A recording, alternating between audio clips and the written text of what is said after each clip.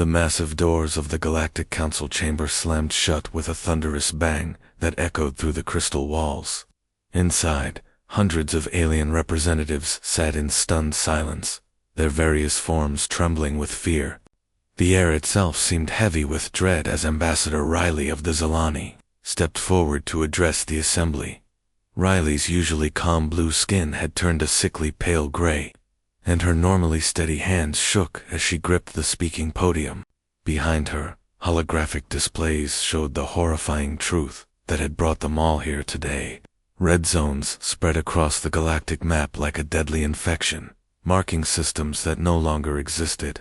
"Fellow beings of the galaxy," Riley began, her melodic voice cracking with emotion.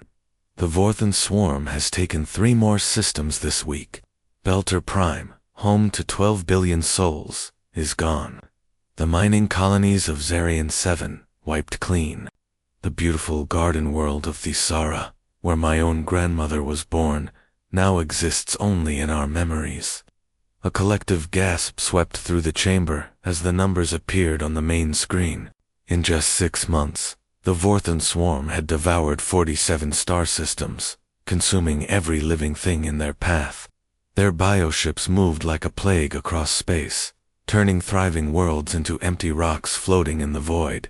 Elder Torin of the mighty Draknari Empire stood up, his massive frame casting shadows across several rows of delegates. "Riley, we have thrown everything we have at these monsters. Our greatest battle fleets, our most advanced weapons, our finest warriors. Nothing stops them. They eat our energy shields. They adapt to our weapons. They turn our own technology against us." Riley nodded grimly. The Draknari were known across the galaxy as the fiercest fighters, their warrior culture producing soldiers that could take on entire armies single-handedly. If even they had failed, what hope did anyone else have? "There is one option we have not tried," Riley said quietly, her voice barely audible in the vast chamber. The delegates leaned forward, straining to hear. "One that we swore 300 years ago we would never consider." She paused, looking around the room at faces filled with desperation. Some species were already packing their belongings, preparing to flee to the outer rim of the galaxy. Others spoke quietly of surrender, wondering if the Vorthan might show mercy to those who did not resist. "The Sol System," Riley announced, her voice growing stronger. "The quarantined Deathworlders." The reaction was immediate and explosive. Delegates jumped to their feet, shouting in dozens of different languages. Some screamed in terror, others in outrage. The Kalzari representative fainted dead away, her crystalline form shattering against the floor. "You cannot be serious," bellowed Commander Vex of the Horthak Republic. "Those creatures are monsters. We locked them away for good reason." Riley raised her hands for silence, but the chaos continued. She understood their fear. Every species in the galaxy knew the stories of Sol 3, the legendary death world that had somehow produced intelligent life. The initial survey reports from 3 centuries ago had been so shocking that the Galactic Council had immediately placed the entire system under quarantine. The planet was a nightmare of natural disasters. Massive storms that could level cities, earthquakes that split continents, volcanoes that blacked out the sky, and ice ages that lasted for thousands of years. The native life forms were equally terrifying, with creatures that hunted in packs, used tools, and seemed to thrive on violence and competition. But somehow, impossibly, one species had not just survived but dominated that hellish world. They had built cities, developed technology, and reached for the stars. The survey team had been so terrified by what they found that they recommended immediate quarantine, classifying the inhabitants as too dangerous for contact. They evolved through constant warfare, Riley continued as the noise died down. They fight their own planet every single day just to stay alive. Their bodies are built for endurance and violence. Their minds are twisted by centuries of survival against impossible odds. Exactly why we should never contact them. Vex shouted back, Riley looked directly at him, her eyes filled with a desperate hope that bordered on madness, and exactly why they might be our only chance against a void.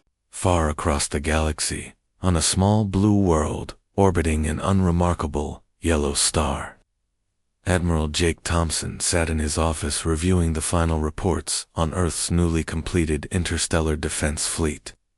200 ships, the pride of human engineering, floated in orbit around their home planet. For the first time in human history, they were ready to reach for the stars.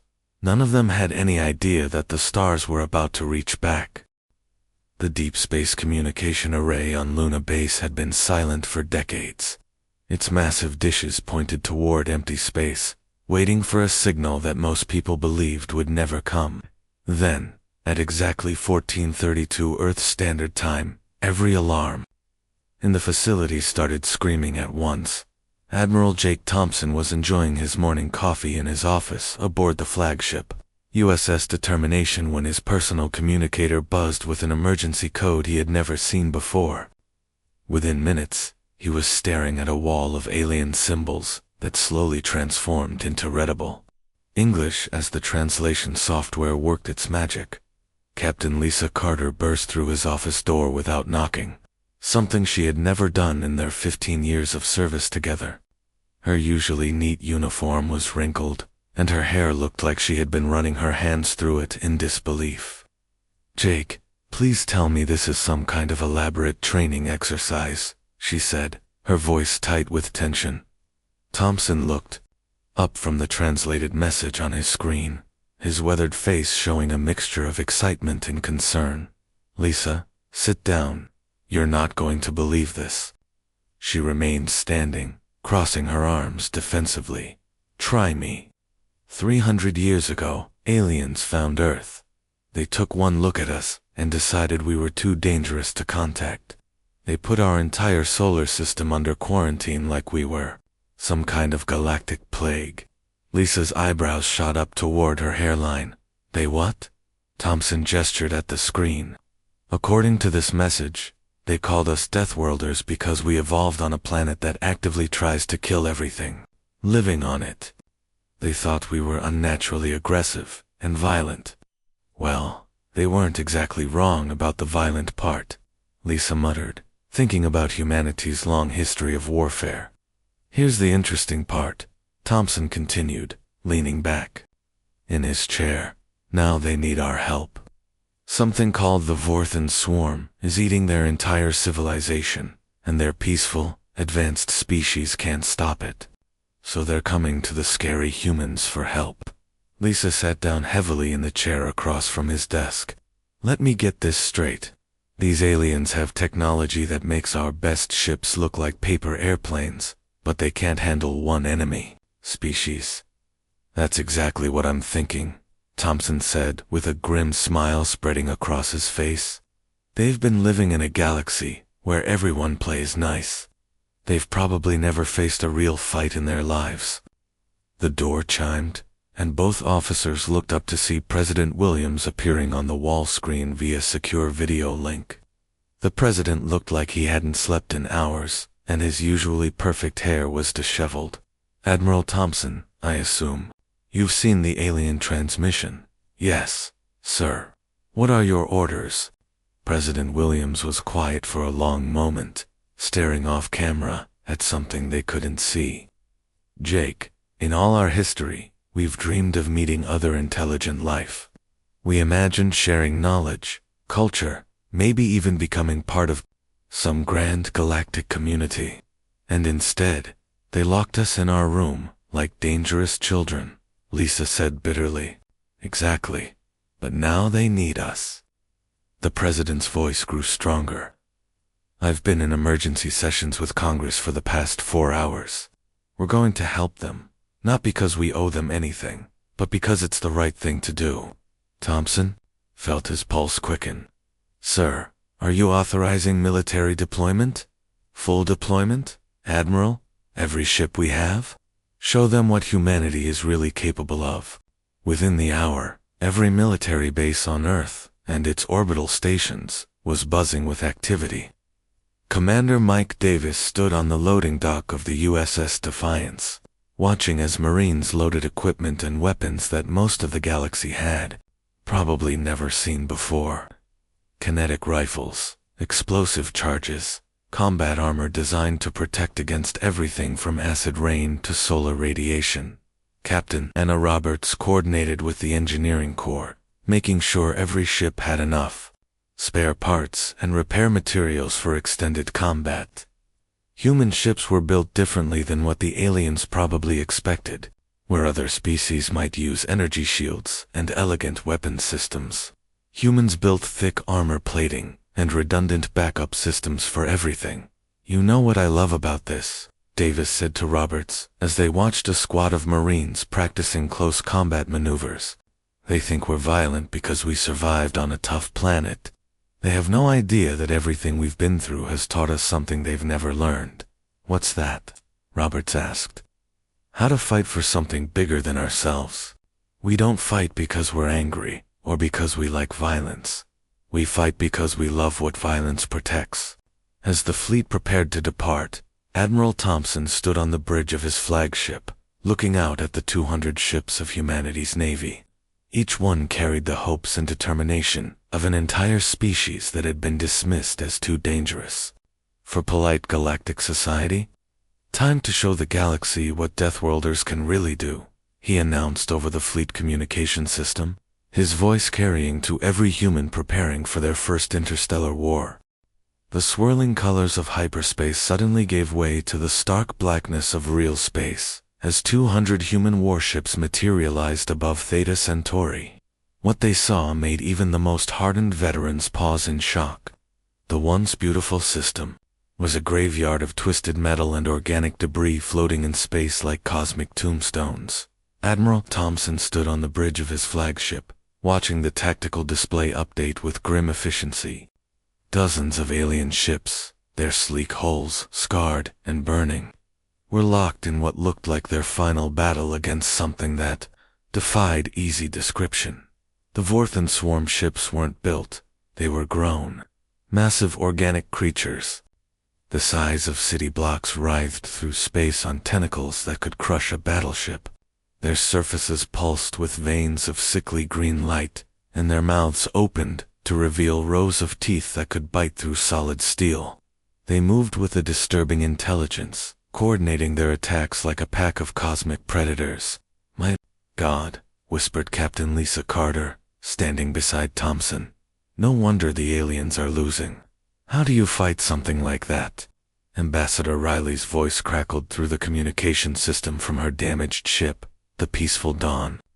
"Human fleet, this is Ambassador Riley of the Galactic Council. We are honored by your arrival, but I must warn you, the Vorthan cannot be reasoned with. They consume everything in their path." Thompson activated his fleet-wide communication channel. "All ships, this is Admiral Thompson. I know what you're seeing looks impossible to fight. But remember, we didn't come here to run away. We came here to show the galaxy what humans do when innocent people are in danger."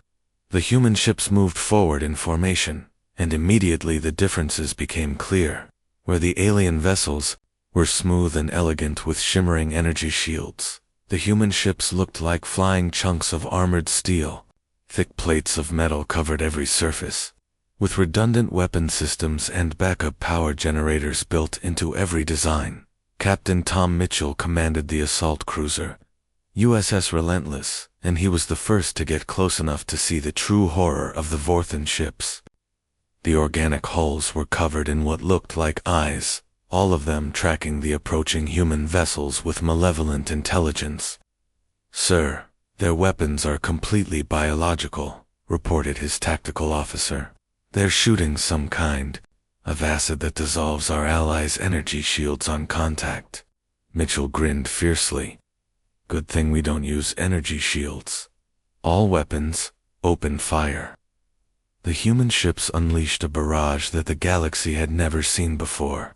Instead of elegant energy beams, they fired solid projectiles at incredible speeds. Railgun rounds, missile clusters, and good old-fashioned explosives slammed into the Vorthan creatures. The organic armor that had easily deflected energy weapons cracked and split under the brutal kinetic impacts. But the real surprise came when Mitchell made a decision that would go down in galactic military history. As his ship closed with a wounded Vorthan vessel, he activated the boarding pods. "Sir, what are you doing?" his first officer asked in amazement. "No one boards enemy ships in space combat." "They do now," Mitchell replied. "Marines, prepare for close quarters battle. We're going hunting." The boarding pods slammed into the Vorthan bioship like bullets, and squads of human Marines poured into corridors that pulsed like the inside of a living creature. The Vorthans had never faced this kind of attack before. Their entire strategy was built around ship-to-ship combat and overwhelming fear tactics. Sergeant Rodriguez led his squad through passages that seemed to breathe around them, the walls covered in a slime that tried to dissolve their combat armor. "Stay together and keep moving," he ordered. "These things might be scary, but they bleed just like everything else." The Vorthans they encountered looked like a nightmare combination of insect and octopus, with chitinous armor and tentacles that could crush human bones. But they had never fought anything like human Marines in close combat. Where other species might have fled in terror, the humans pressed forward with shotguns, combat knives, and an attitude that seemed to say death was just another challenge to overcome. Commander Beth Johnson coordinated the attack from her ship, watching in amazement as human tactics completely confounded the Vorthan hive mind. The creatures were used to facing enemies who fought in predictable patterns, following standard galactic military doctrine. Humans fought like a pack of wolves. They used feints, flanking maneuvers, and coordinated attacks that seemed to come from nowhere. When one ship was damaged, others would immediately move to protect it while laying down covering fire. When Marines were outnumbered, they would fight back to back, using their environment and each other's strengths to survive impossible odds. "By the ancestors," whispered a Zalani observer on Riley's ship, "these humans fight like berserkers, but with the discipline of a machine. How is that possible?"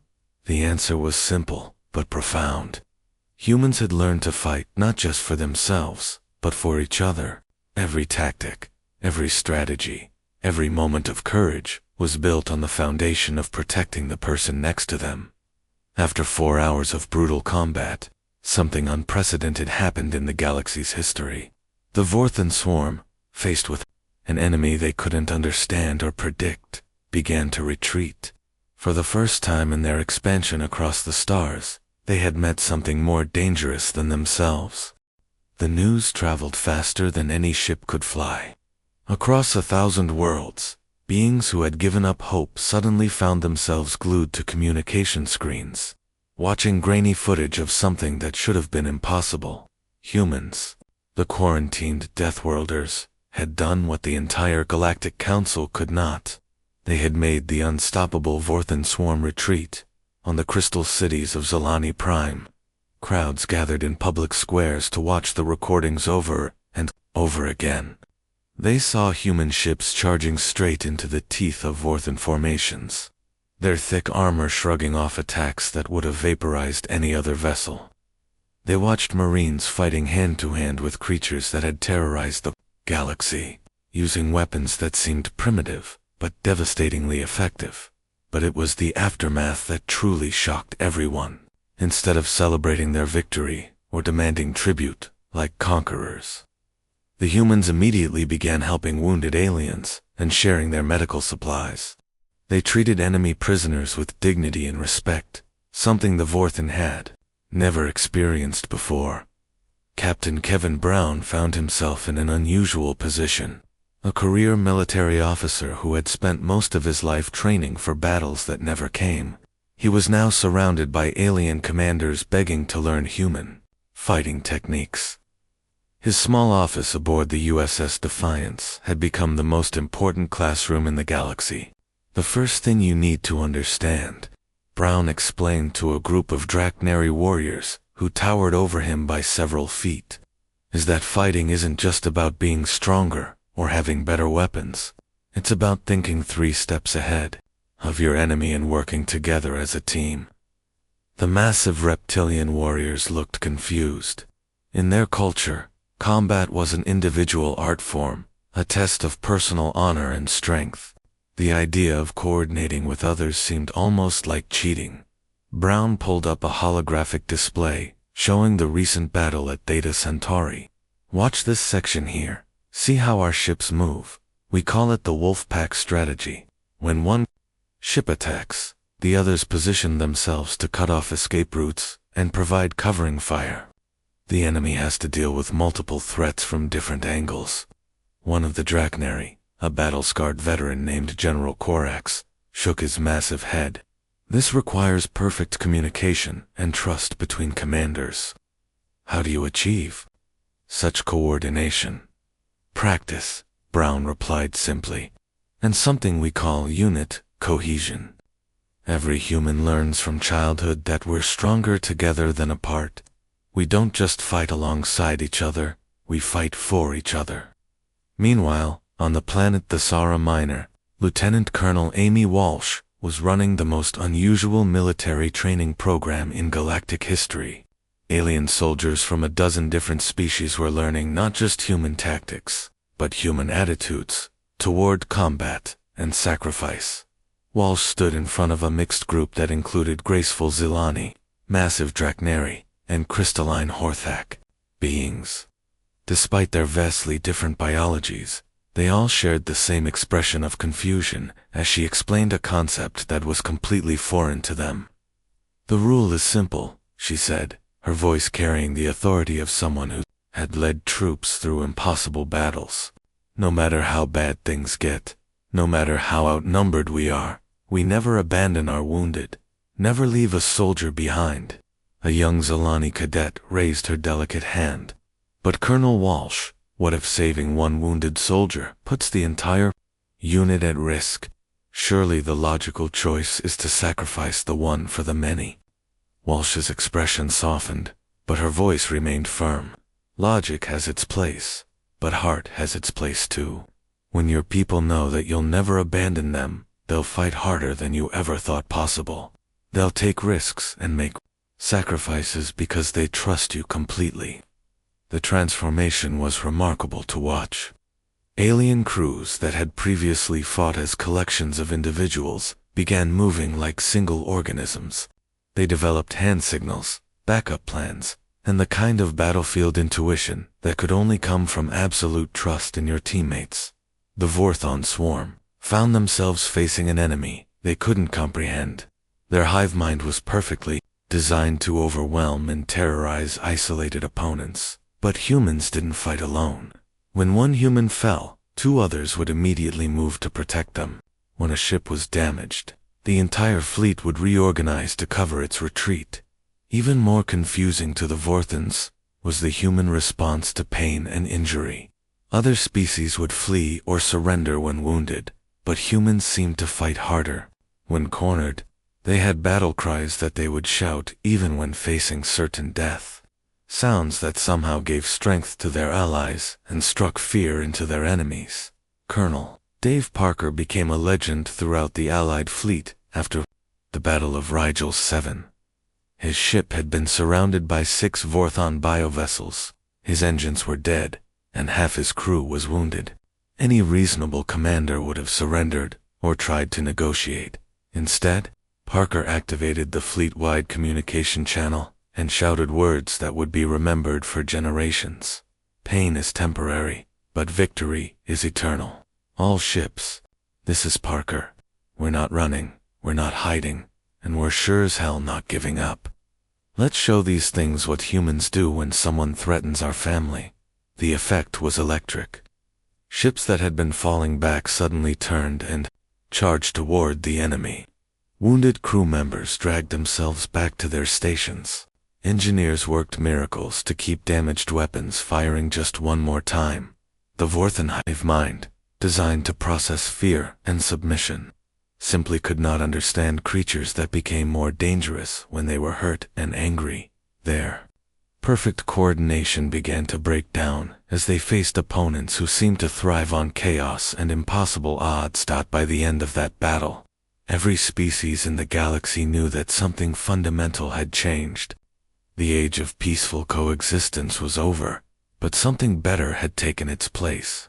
The age of fighting for what you love had begun, and at its heart stood the Deathworlders, who had learned that the greatest strength came not from being the biggest or strongest, but from never fighting alone.